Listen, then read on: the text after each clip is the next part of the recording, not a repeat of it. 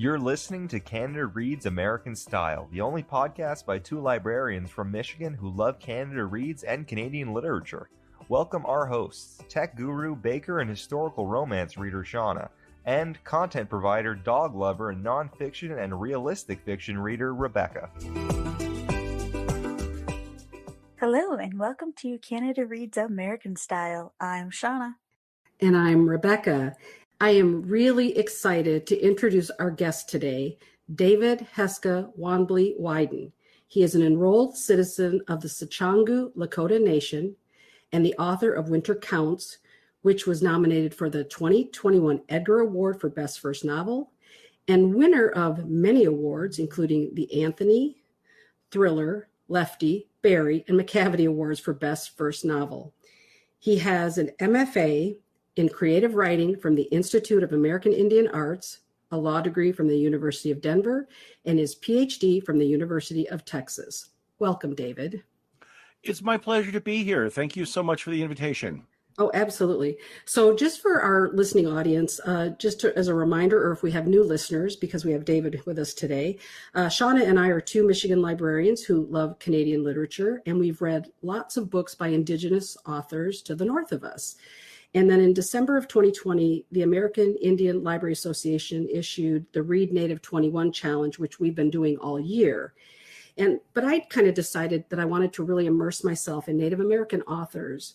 So I did my research and came across Winter Counts before it was winning all the awards. So I was excited to be kind of an early adopter of this awesome novel. And I used it as the book that takes place on a reservation.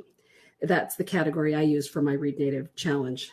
So what I'd like to ask you is if you could give us a summary of Winter Counts and the origin of the title for those who haven't yet read it. Well, I'm delighted. So the title of the book is Winter Counts, and it was published by Echo HarperCollins in August of 2020. So it's been out about a year, and it was released in paperback in July. And it's just been released in the United Kingdom, which is really exciting. They're getting a taste of it. And it has been translated or is in the process of being translated into, I think, 5 other languages. It's out in France. So I'm just thrilled that readers here in North America as well as worldwide are getting a chance to learn about Native American issues. So let me tell you an overview, provide you an overview of the book, and then I'll explain the title as well. So Winter Counts is the story of Virgil Wounded Horse, who is a hired vigilante on the Rosebud Indian Reservation in South Dakota. And those are my people. I grew up in Denver, but I spent much of my youth on the reservation. And in fact, I'm heading there in just a couple of days to spend a week there visiting family and friends. So the book is about Virgil Wounded Horse, and he's a hired vigilante because of a series of really outdated and antiquated laws that disadvantage Native American citizens. And these laws forbid Native American nations from prosecuting felony crimes that occur on their own lands. Instead, Native law enforcement officers must bring in the FBI and the U.S. Attorney's offices to prosecute serious felony crimes. But here's the catch. The federal authorities, the United States authorities, are declining to prosecute about 40% of all felony cases. And this means that lawbreakers, child abusers, rapists, murderers, arsonists, etc., they're simply released. They're set free to go out and offend again. So in the book, the fictional character of Virgil Wounded Horse, he goes out and he gets justice when the U.S. government won't act. So the book is really his story. It's his story to sort of get justice on the res because the reservation, heroin is brought into the reservation and it affects his own family. I don't want to give away too many spoilers here. And so he steps in to try and stop the heroin from coming onto the reservation. But the book is much more than that. It's also a meditation on Native American identity in the 21st century. It's also a family story because he is raising his 14-year-old nephew, Nathan. And there's even a little bit of a romance in there because he rekindles a romance with his ex-girlfriend, Marie. So there's a lot going on in the book, as well as historical and current legal issues that affect Native citizens. And I know we'll talk about that today. Let me quickly explain the origin of the title. a winter count is the traditional calendar system of the Lakota people. So the Lakota people would not use numerals to mark years. Instead, they would draw little pictographs on, say, a buffalo hide to mark the most significant event of the prior year. And so this was the winter count system. It was the calendar system. And so I chose that term as a title for the book because obviously it has a double meaning. It refers to the significant events that happened in Virgil's life. It's also the traditional calendar system, as I noted. And of course, there's the meaning that winter counts, in that winter is a difficult system in South Dakota, as it's a difficult time of year. It's a difficult place to be if you get in some rough weather systems. And so it refers to the difficulty that Native people have in the winter up north. And I know you guys are familiar with that. So that is really the origin of the title. And I'll stop there. Yeah, thank you. And I mean, because you just mentioned all the layers this book has, and that's what I absolutely loved about it. Because, if you can read this book and get this out of it or this out of it or this, but it was the combination of all of it that was just so fascinating. And for me, what I want to talk about tonight is really sort of the political or the historical issues that I did not know. And when we talk about critical race theory, this is a really perfect example to me about why it's so critical to learn it, because these were things I'm embarrassed to admit that I didn't know. I didn't learn this in school. Somehow I just didn't learn it. So I want to touch base on that. So that's when you talked about how that the tribal courts can charge misdemeanor crimes, but the felonies are referred to federal investigators, and 40% of the time they don't. That's just, I can't even fathom that, to be honest. But then when I started to think about, when you look at the numbers of missing and murdered Indigenous women and girls, I wondered then, is it a pretty obvious correlation that that's why that happens? And what will it take to change this ridiculous system? And not just for women, of course, but for all felonies on reservations. Do you ever see it changing, and how can it change? Yeah, that's a great question, or series of questions. So to answer the first part of the question, absolutely, there's a direct correlation between this law, which is called the Major Crimes Act. The Major Crimes Act was passed way back in 1885. It's a law whose time has come and gone, but it's still enforced nationwide. That's the law that prevents Native nations, and we are sovereign, independent nations, from prosecuting crimes that occur on our own lands and involving our own people. And so the Major Crimes Act is a direct contributor to the issue of missing and murdered Indigenous women. So, a Native person or a non-Native person, a bad person that wants to abduct a woman will come onto the reservation, and they know that they're unlikely to be caught because, first of all, criminal justice law enforcement is not funded well on reservations. My nation, the Rosebud Indian tribe, or in our language, the Sichangu Lakota Ayate, we are the size of Delaware, and we have about 15 officers on duty at any one time. So we already don't have enough police officers and law enforcement officials. Okay, so the bad men know that they're unlikely to get caught, but if they are caught, they know that the Major Crimes Act gives them a pretty good chance that they will never be prosecuted. So yes, I've said in other interviews, it's open season on Native women because of these series of laws. Now, we could spend literally hours talking about it. I don't want to bore everyone here. There are about 3 or 4 laws that impact criminal justice enforcement on reservations. I'll just give you one. There are overlapping jurisdictions. So which authority has the power to prosecute a crime depends who the offenders are and where the crime took place. So at any one time, you might have the federal law enforcement officials, state law enforcement officials, or tribal police come in. And so this is just a mess. It honestly is. And so because of this, we have really high crime rates on many reservations and this terrible and horrific issue of missing and murdered Indigenous men and women. Now, you asked, is there a chance that it will change? I am hoping, and I am delighted to report that I have heard from a number of people after the publication of Winter Counts some legislative staff from the U.S. Congress have contacted me. They read the book. They didn't know about this law. They didn't know about this situation, and they are trying to prepare some legislation to possibly change the situation. And I was absolutely beyond thrilled, beyond delighted. I've heard from the dean of a major law school. I've heard from a former U.S. attorney, all of whom have said, we've been talking about this stuff for years, but your book, it brought it alive and it brought it to a wide audience. Look, I don't know that this is going to change overnight, but I am hoping that the discussion has at least been started nationwide. Okay, that's absolutely incredible. And I will tell you that I'm a regular writer of letters. I send emails to my all my representatives, and I do them in my own language. I don't do those, form letter things, because I really want to make sure hopefully somebody will read it. So I will add that to my list, because as soon as I see legislation on that, I'm totally in support of it. And that's amazing that you could have that kind of impact on just an unbelievably antiquated and evil process. I mean, it's just, anyway, I'm going to shut up about it now and move to the next question. Now, this one, I feel a little bit bad about this, only because I've been to Mount Rushmore and I've been to the Crazy Horse Memorial many, many years ago. But to find out, I didn't know they are on sacred ground, which of course makes sense, but I didn't connect the dots. And it said, and in your book, it says that it was on sacred ground that had been promised by treaty to the Lakota people forever, but stolen after gold was discovered.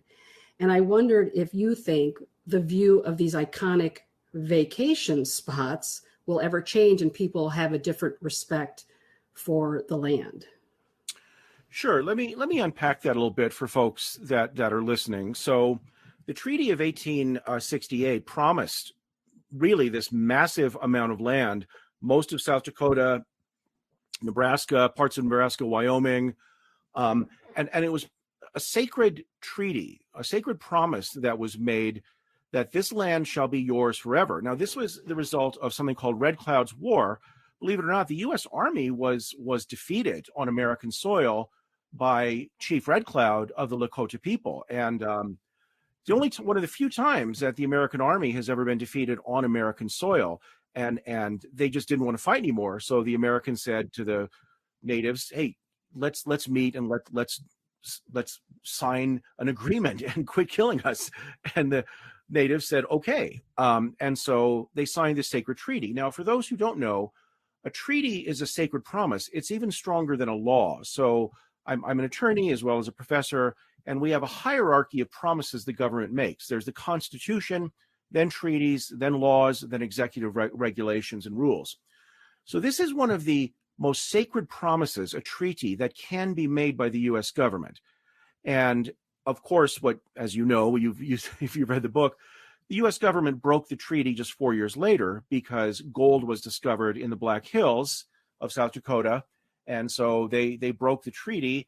And but by that point, the U.S. Army had grown much stronger militarily.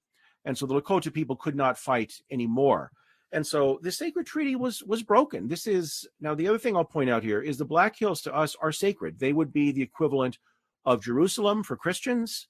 So it really is sacred ground to us, and it was promised to us. And so the fact that Mount Rushmore was built right, on the side of a mountain that we called Seven Grandfathers, it's a direct insult to the Lakota people. So look, Native people have sort of a strange feeling about Mount Rushmore. We are American citizens as well as citizens of our own Native nations, and yes, the Mount Rushmore is quite an awe-inspiring sight. I've seen it a number of times. I've taken my 2 children to see it, and when you see it, you're proud of the USA. But as a Native person, especially a Lakota person, you're also feeling, oh wait, ouch! This is our land, which was stolen, and we have never given away the land. There was in fact a lawsuit, which is also mentioned in the book, where the U.S. Supreme Court agreed that the treaty had been broken, and they awarded us hundreds of millions of dollars. Lakota people refused to take the money, said, no, we want the land back. That money is sitting in an interest-bearing savings account right now. It's over $1 billion. But we have never taken the money because we want the land back. Now, the last part of your question was, will this ever change? I can't see that happening, honestly. what are we going to do? Just kick everybody out of the Black Hills and say, okay, natives, it's your land again. I don't know that is going to change. What I have suggested, and not in the book, is that the U.S. government acknowledge that these treaties were broken and try to make reparations in a different way, like perhaps an educational fund. People think that Native Americans get free college. I can assure you that is not the case, and I have the student loan debt to back it up, okay, as a first-generation college student. So I've thought that maybe an educational fund to provide free college for every Native American child, maybe that's a way to make up for all of these broken promises. So I will leave it there and stop. Well, it's interesting when you talk about giving the land back, because I know in Oklahoma there was that land back sort of amazing. I can't remember the details specifically, but a certain tribe, I think, got some land back, but I don't know, like, what does that mean in real terms, and in terms of that whole land back movement? So the case in Oklahoma, I actually wrote an essay on that in the New York Times. If anybody wants to read it, if you're having trouble going to sleep at night, read my New York Times article and you'll go right to sleep. But you can read what I have to say about that very issue. The essay is posted, a link to it, on my website, davidweiden.com, and you can read what I said about that. So the issue in Oklahoma was somewhat different. It wasn't exactly land back. It was that the land had been native all along, but that the U.S. Supreme Court said, well, yes, we actually need to start enforcing these boundaries. So in essence, about a third of Oklahoma, which had been native land all along, was finally recognized as such. And so it's a big mess there. They're still trying to work out the criminal justice issues down there. Land back is a slightly different concept that says the land should be returned and non-native people should leave the land, and I'm not seeing that happening, and especially in South Dakota. So yeah, they're related issues. So I don't know how it would work. If somebody has a great idea, send me an email. I'd like to hear it. And just so that our listeners, we will link to the article and also to David's website as well. So we'll make it real easy for you to find all this information. All right. So my next question, and this was a quote from one of the characters in the book who I kind of liked, his Jerome. I really liked him. And he made a comment where he said, "Our people are sacred too, not just the land and the water." And I just thought that was really beautiful. And I just wondered if you could just talk about that a little bit. I will, but I'll give you, before I jump into the quote, I'll tell you that I am writing the sequel to Winter Counts right now. Yes, there is a sequel coming out. It won't probably see the light of day until 2023 because publishing is very slow. Mm-hmm. But I will tell you, I don't want to give away too much, but something bad is going to happen to Jerome in the next book. So, okay. Thanks for giving me a heads up on that. Yeah. So let me kind of unpack this for folks that are listening. So Jerome is a medicine man, so a holy person in our spiritual tradition. And my hero in the book, Virgil Wounded Horse, he really respects Jerome, sees him as a father figure in many ways.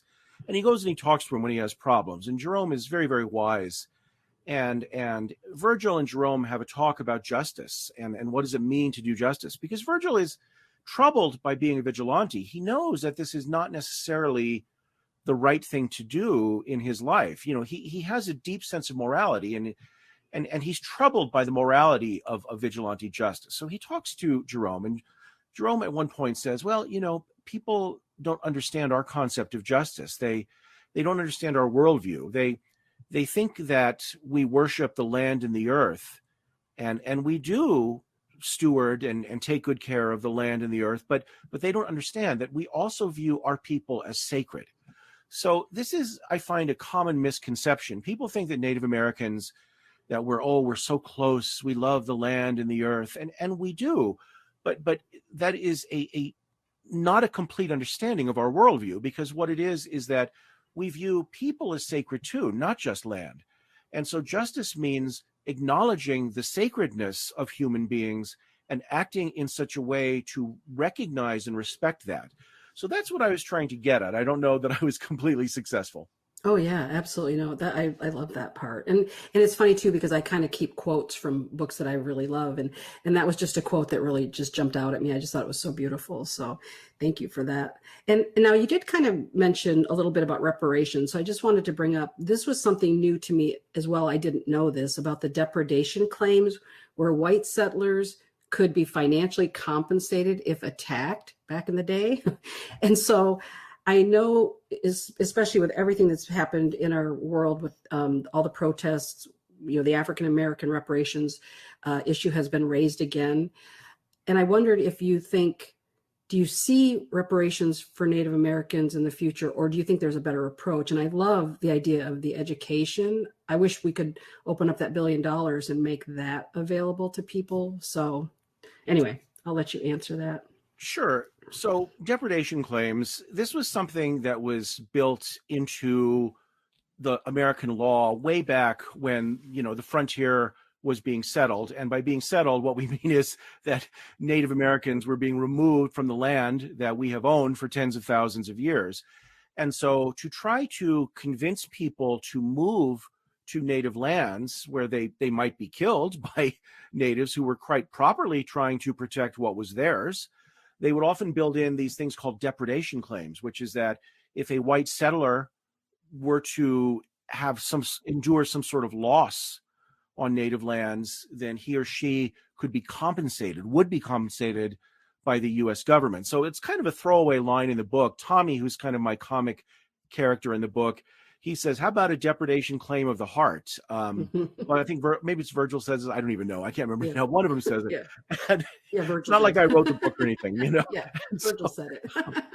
And one of them says it, and they're like, how about a depredation claim of the heart? What if my heart is broken? Can I file some sort of claim? So it's kind of a throwaway line that I just threw in there. And so I'm really delighted to have you mention it because I've done, 150 interviews. And this is the first time that anybody has ever mentioned that. So thank you.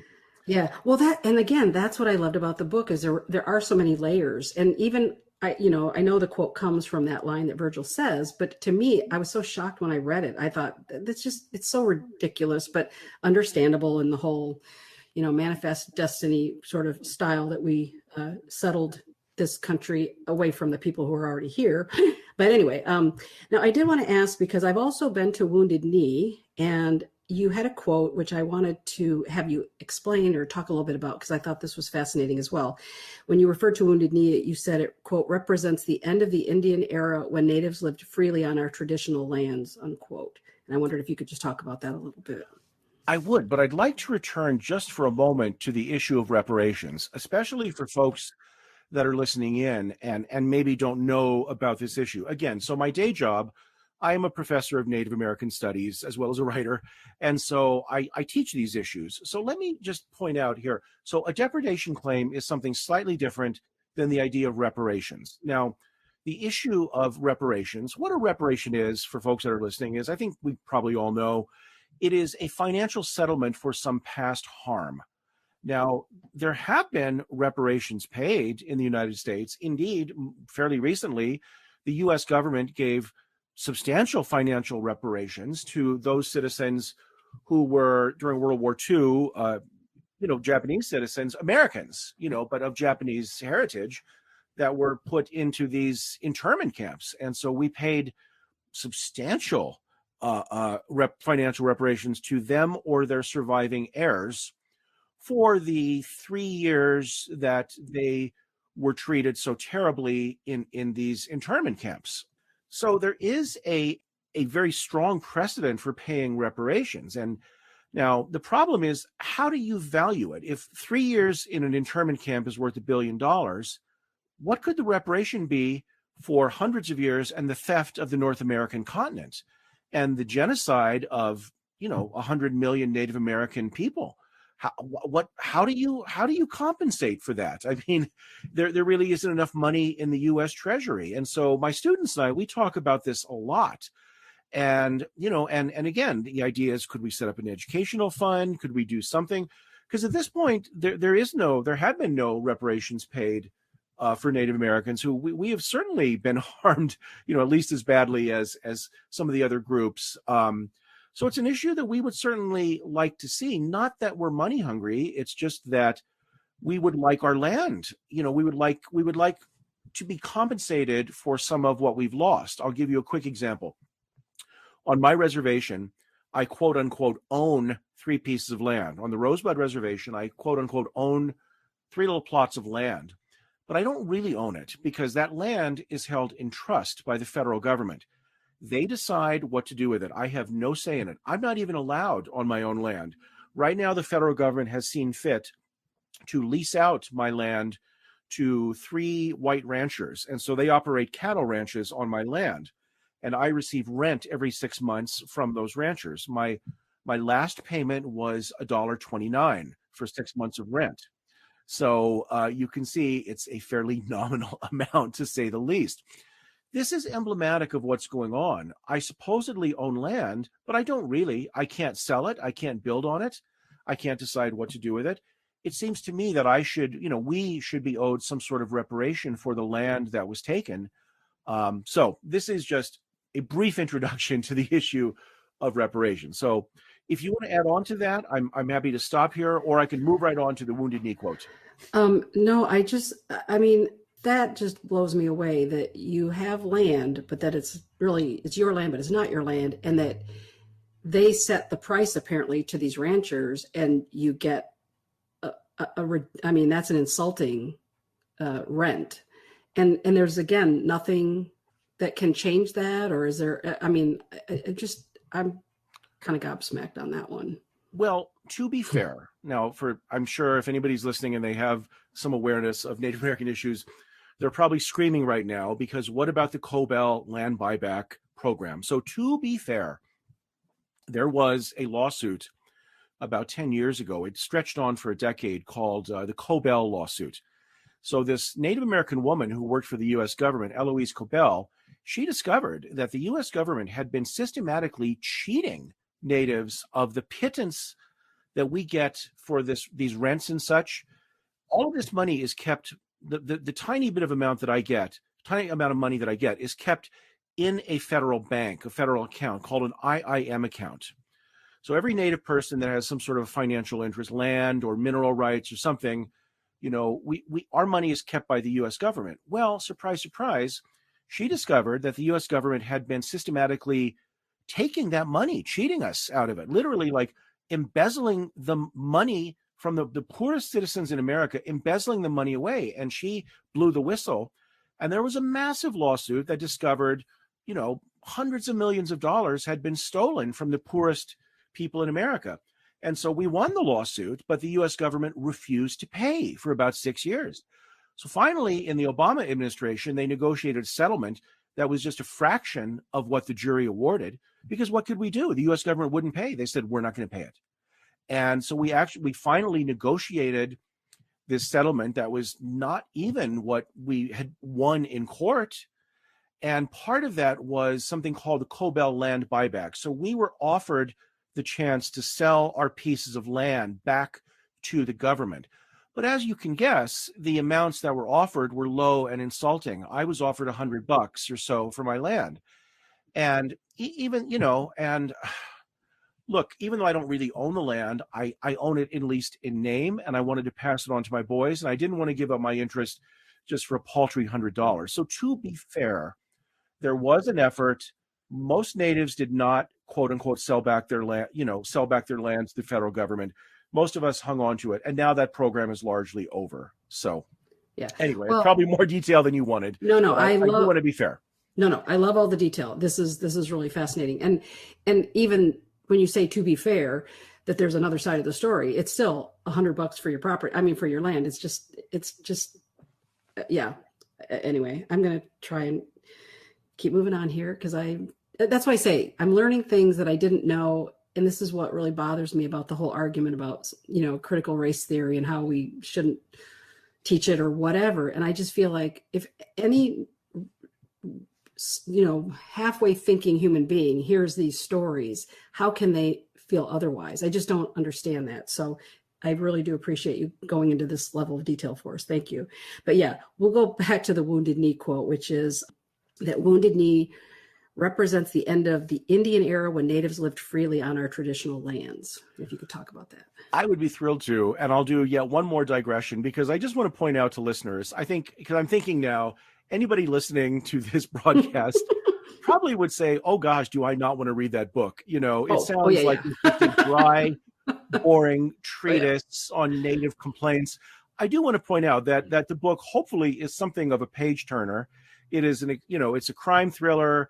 It's got a strong plot, but I build in on the margins a lot of these native issues. But I do want to point out to folks that, I have been told that is like one of the most thrilling books that a lot of people have read. So there is a story and a plot in there and good characters, I hope, anyway. Oh, yeah. Let me say, and when I do my little description for this podcast, I will make that clear. I personally just got so much out of it in terms of, because I love history. I love just learning something I didn't know. And so I pulled all these little nuggets out of it. But yes, the book itself, if you were to read it, like I said, there are so many layers to it.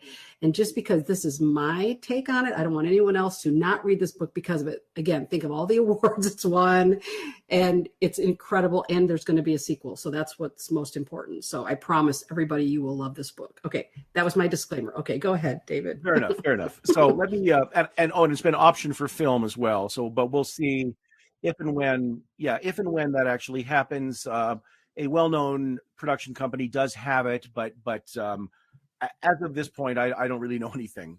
No, let me ask you this: who would you want to have play Virgil Wounded Horse? Oh boy, a lot of my fans, they do this thing called dreamcasting on the platform Instagram. I've had a couple of fans, they actually like cast the film with native actors that they think would be great, and so. Yeah, they keep coming to this guy, Jason Momoa, who I as Virgil. And for a long time, I wanted this native actor, Zahn McClarnon. He's been in Longmire and a lot of things. He most recently was in this really great show called Reservation Dogs. He was the tribal police officer. And for a long time, I wanted him, but I see now he's not really right for that. Zahn McClarnon would be Rick Crow, sort of the bad guy in the book. I can see him as really playing a villain. So, but all of this is out of my hands. I mean, I sold the rights, and Hollywood can do what they want with it. So, okay, I'm going to finally get to this question here. So you asked. I mentioned in the book that Wounded Knee, the massacre at Wounded Knee back in the 1800s, that it represents the end of the native era when represents the end of the Indian era when natives lived freely on our traditional land. So, the symbolic significance of the massacre of Wounded Knee in the mid 1800s is that it really was the end of an era. So for tens of thousands, if not even longer, Native Americans have roamed North America freely. It has been our land. And then, of course, the Europeans came and the settlers came and colonized and began moving us to reservations, which in the early days were really prison camps. Now people can move on and off the reservation freely, but that was not the case. It was a crime for natives to leave the reservation back in the day. So they really were prison camps or concentration camps. Hitler, by the way, was very much taken with the Indian system devised by the US government, and he used it to devise his horrific system. So Wounded Knee, the massacre of it is one of the last remaining free bands of natives had been roaming up in Canada, and the U.S. Army was chasing them. And so these Lakota people, it was about 200, 300 people, and they were sick. It was the middle of winter. They hadn't eaten. They were all sick and weak, and their leader, Chief Bigfoot, had the flu. They were just on their last legs. And they were one of the last bands of free natives. And so they finally surrendered. They were racing to the Pine Ridge Reservation in South Dakota, where they were told that they'd be given some shelter. But the U.S. Army found them before they could get to any sort of shelters. And they were in a large valley on the Pine Ridge Reservation.